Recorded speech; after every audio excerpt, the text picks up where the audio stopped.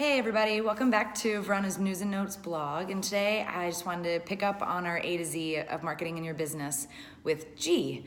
So I think the most obvious answer for G is growth, but I actually want to talk about something a little bit different, which is go with your gut.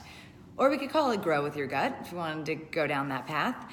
Either way, there's something that I think is really hard. It's a hard lesson to learn, but it's actually not that hard to do when we're honest with ourselves about growing our business by following our gut.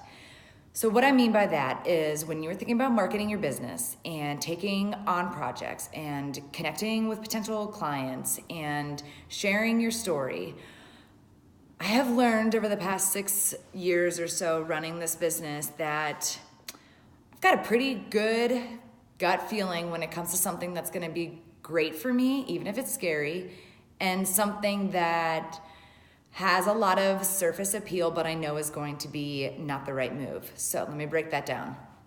I'll start with the last one, which is that I think it's very easy, and I have done this myself a lot of times, to take on a project or a client because they offer you a lot of money, or they are somebody that you know personally outside of a working relationship, or there's a little feeling of needing to owe somebody. Maybe they're a friend, or they've done work with you before, or you just have some sort of relationship. Whatever it is, doesn't matter.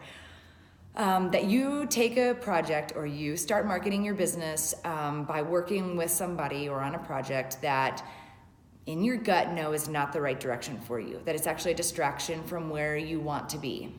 And it is really, really hard to let those things go, but I have found that the more we practice going with our gut and saying no when it really is not a good fit, the better and stronger our businesses get. And I've seen women that I know and business owners that I know put this into practice with just pretty incredible results. And I'm not sure where the saying first originated, but I heard on a podcast recently, the Biz Chicks podcast that I listened to with Natalie Ekdahl, that if it's not a hell yes, it's a no.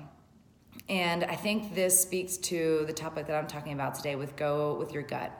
And if you feel like there's potential distraction, even if it's a lot of money in your pocket, it ends up being a project that you don't like. And on the flip side, if you find yourself attracted to maybe a new area of work or a new way of doing business, but you think maybe you can't do it or you shouldn't do it, I really want to encourage you to go with your gut on those.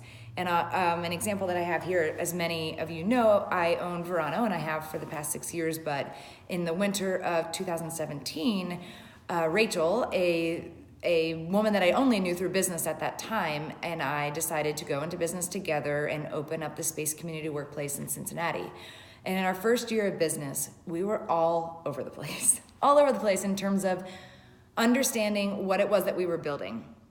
And it was a true test for me, who comes from a personality, and I am a 3 in Enneagram, if you follow that path at all. And so what that means for me is that it's very hard for me to divert once I have a plan. Like I kind of I set an objective, and I love crossing things off a list, and I love kind of saying, this is what I'm going to do, and then I go and do it.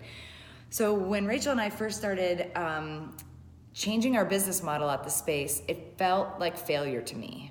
But I knew in my gut that what we were doing wasn't working, and that I didn't want to do it that way anymore.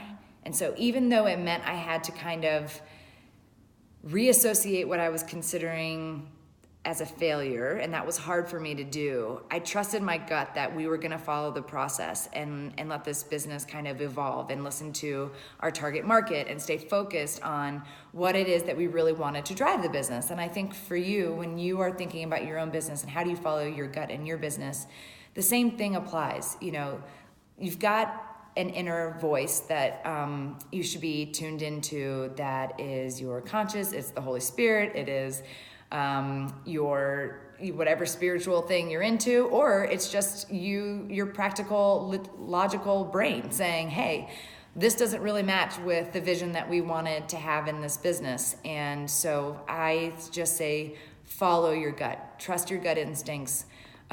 They're really pretty good. So take that with you, take it with a grain of salt, knowing your own personality, knowing where your weaknesses are and where your strengths are. I tend to be bullheaded. And so I will ignore my own thoughts and my own gut instincts when it comes to projects. But I also think that if there's any room for you to take on projects that feel like maybe they're a better fit than where you are, start practicing listening to going with your gut a little more in your business and seeing how it plays out for you a little bit at a time until you can start to really go with your gut when it comes to marketing or strategizing or putting your packages together or taking risks to reach out to the clients that you really want to be working with all the time.